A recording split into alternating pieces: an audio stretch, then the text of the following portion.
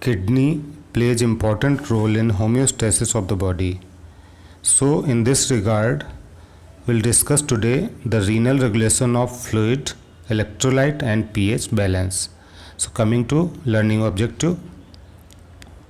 So learning objective of the topic are, first we will discuss the control system, in which we will talk about how control system is involved in regulation of extracellular fluid volume and osmolality. Then the second we will discuss the role of antidiuretic hormone and aldosterone. And the third, which will be related to the acid base balance, how bicarbonate absorption occurs. And the fourth, how hydrogen secretion occurs, and we'll talk little about renal tubular acidosis, which is a applied aspect. So coming to control system. So control system, in which we'll talk about two important regulation, that is regulation of extracellular fluid volume and regulation of osmolality. So control system, in control system we see that which is the thing which is sensed by control system.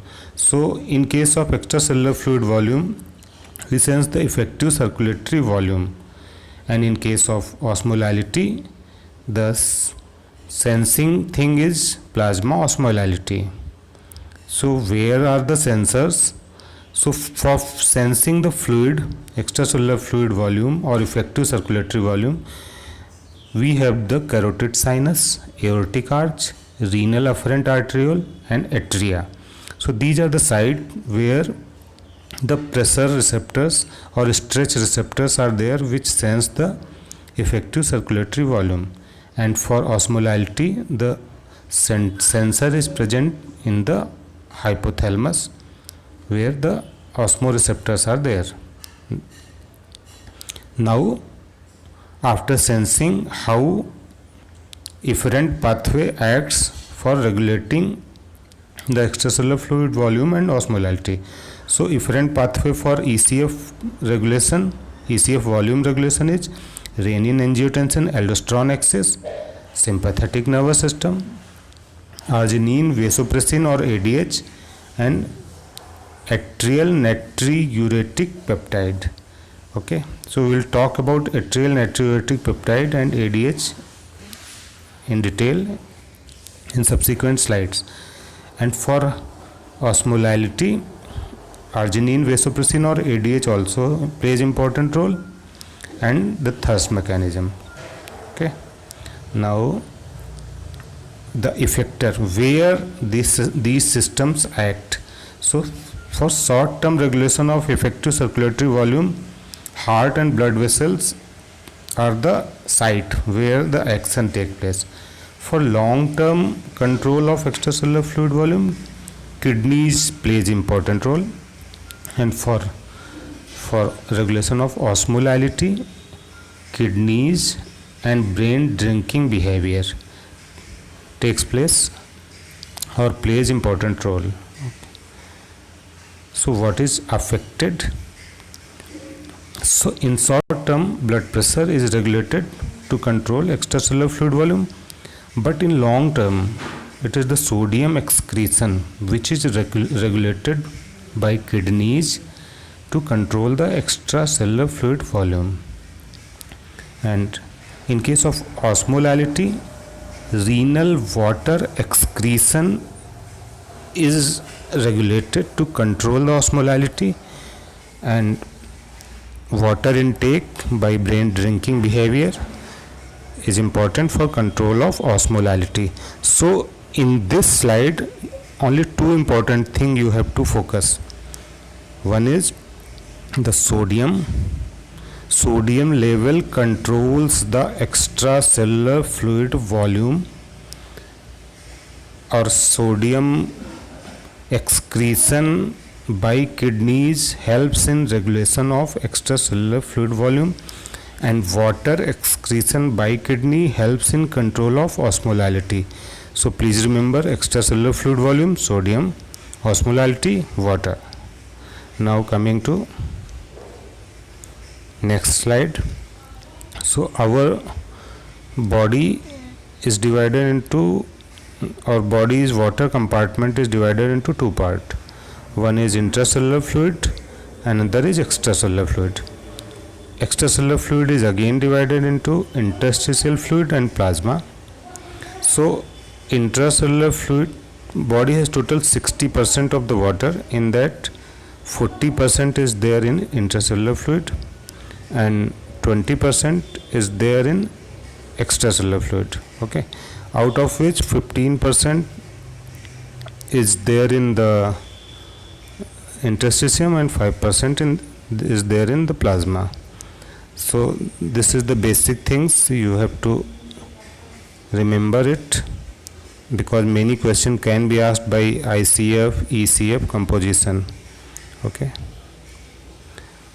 coming to ionic distribution, so there are cations and anions in both extracellular and intracellular compartment. So major cation in extracellular compartment is sodium and major cation in the intracellular compartment is the potassium, and major anion in the extracellular compartment is chloride and bicarbonate, and intracellular compartment phosphates and proteins are the anions. Okay, so urine osmolarity is regulated to control the water balance. So major route of water loss is by kidney, so it plays central role in regulating water balance. So coming to input and output of the water, so input, if we see the input, ingested fluids near about 1200 ml per day by a normal person. Ingested food has near about 1000 ml of water. By metabolism we get 300 ml of water, so total 2500 ml of the water per day is the input. And output, there are some insensible losses by skin and exhaled air and by feces also, so these cannot be changed much, but urine output can be changed according to the ingested fluid. So input output matches because of the kidney. So coming to urine osmolarity, so major route of water loss is kidney, so it plays central role in regulating water balance. So osmoles excreted per day, that can be calculated by, if we calculate the urinary osmolarity and if we multiply the volume of urine, then we will calculate the osmoles excreted per day. And range of urinary osmolarity is from 30 milliosmol to 1200 milliosmol. For a normal diet, excreted solute per day approximately 600 milliosmol to 700 milliosmol. It means that this is the minimum amount of solutes which a normal person will generate in a 24-hour time. Okay, when the person is on normal diet, so they should be excreted by the kidney. And urinary osmolarity can range from near about 50 to 1200 milliosmol per liter. So urine volume, if we have to calculate it, so if we see the 600 is the total osmol and urine can concentrate up to the 1200 milliosmol maximally, so 600 divided by 1200 will be equal to 0.5, and means minimum amount of urine output required to excrete these solutes will be near about 0.5 liter. And if we see the maximum, so the 30 is the maximum diluted, or you can say urine osmolarity can go up to the 30 or 50. In some books you will see 50 milliosmol. So if we see 30 divided by 600, so it will come near about 20 liter.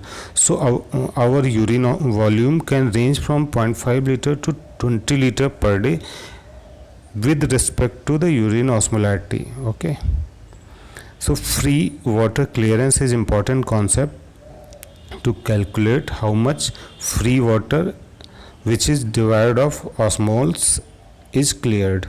So for quantifying urine concentration and dilution, we calculate the osmolar clearance, which is all clearance formula are by UV by P. In that U osmol is the osmolarity of urine, V is the volume of urine, and divided by plasma osmolarity. So by this formula we will calculate the urinary osmolar clearance. Okay, this will be the osmolar clearance. And if we want that how much is the free water is cleared, so we will divide total volume minus total osmoles. So free water cleared will be volume of urine minus osmoles, which we calculated by this formula. Okay, now coming to next slide, water diuresis. In this diagram, if we see the x-axis has time, y-axis has three panels. In the first panel you see osmolarity, second panel urinary flow, third panel urinary solutes. So if someone at the point 0 time, someone drinks 1 liter of the water, so what will happen after some time? So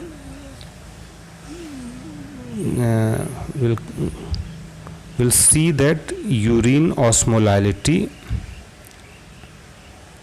is decreasing. So this is the urine osmolarity, this is decreasing, and after some time it is again coming to normal. Okay, but you are seeing that plasma osmolality is constant.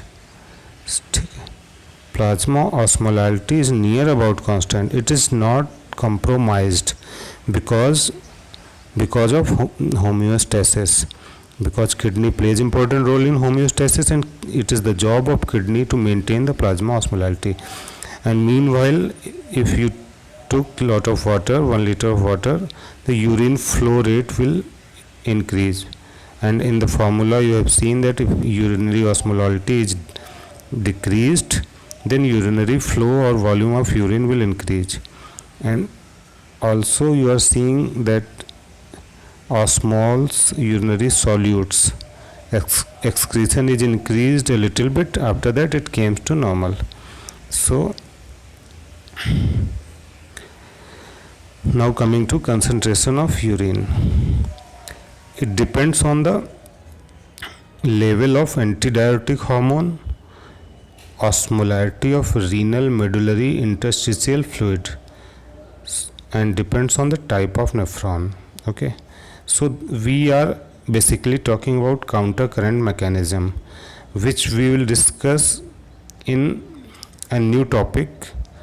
Okay, so for this topic we will not discuss in detail the counter current mechanism. Okay, so for counter current mechanism we need a long loop nephron, and these are the juxtamedullary nephron, and cortical nephron are short loop nephron. Because of that, they plays less important role in concentration of urine as compared to juxtamedullary nephron. Okay, now coming to, in the outer medulla there are generation of axial sodium chloride gradient by counter current multiplication or counter current multiplier mechanism.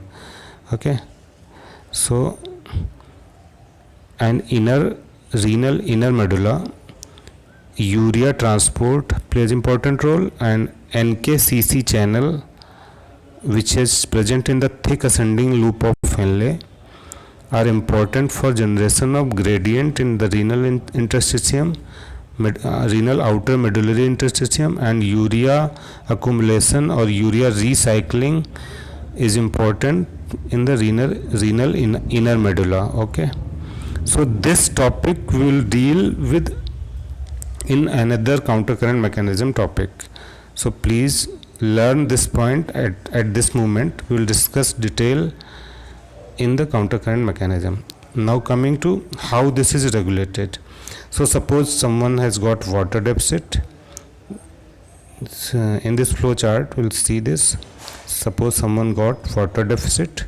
So this will cause increase in osmolarity of extracellular fluid, and that will be sensed by osmoreceptors in the hypothalamus, and that hypothalamus will increase the synthesis of antidiuretic hormone, which will be secreted by posterior pituitary.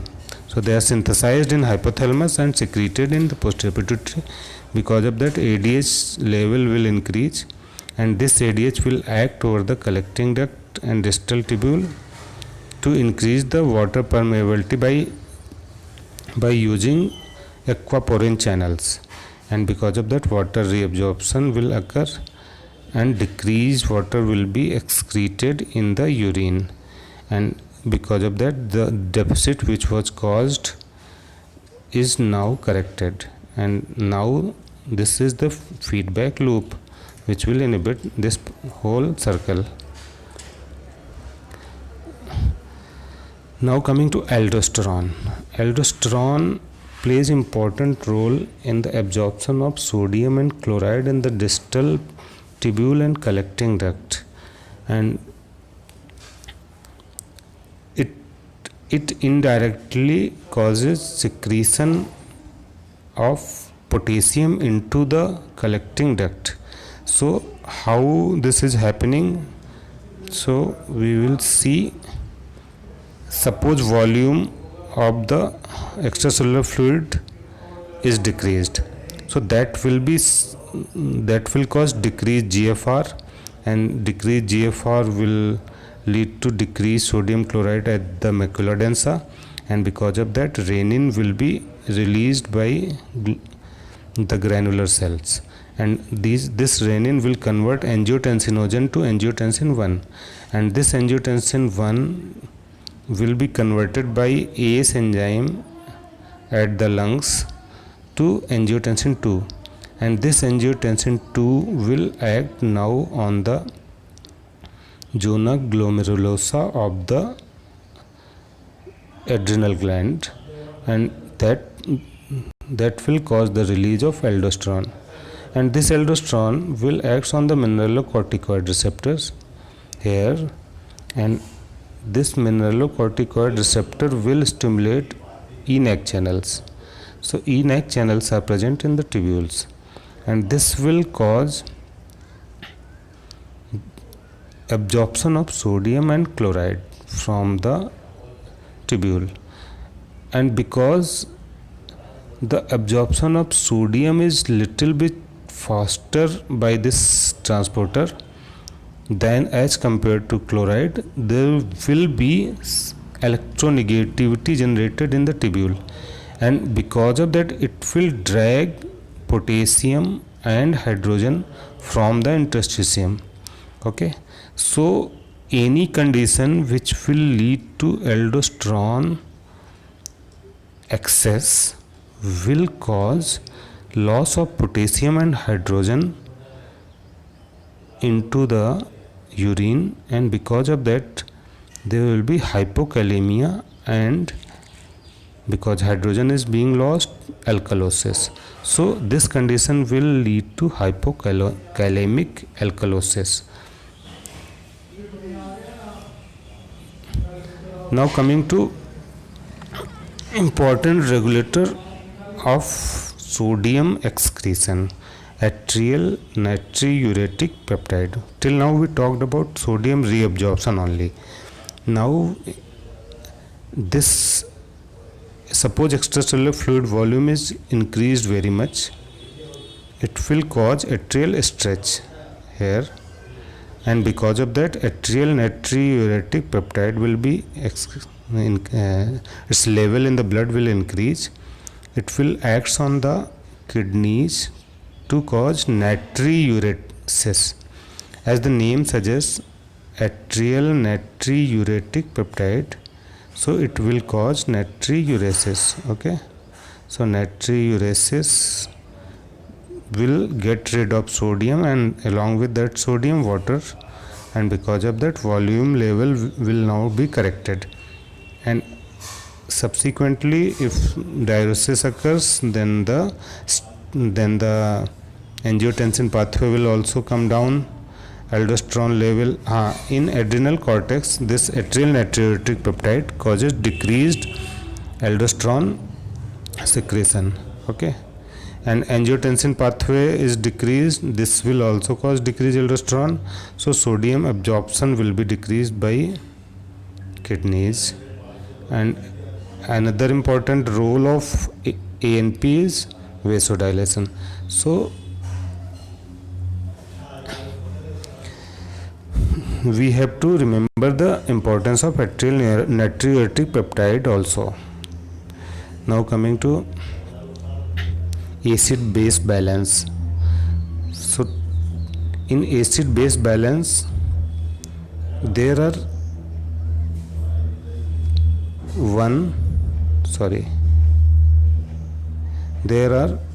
three components. One is lungs, one is kidney, another is GIT. Okay, so acute compensation of acid base balance is by lungs, chronic compensation is by kidneys, and GIT helps in the gain or loss of the acid and bases. So, and there are buffers in the blood which also nullify the effect of change in the pH. Okay, so here we are going to discuss the role of kidneys in acid base balance, not the lungs. So this will be another big topic of acid base balance. So in this slide you just remember that acid or normal pH is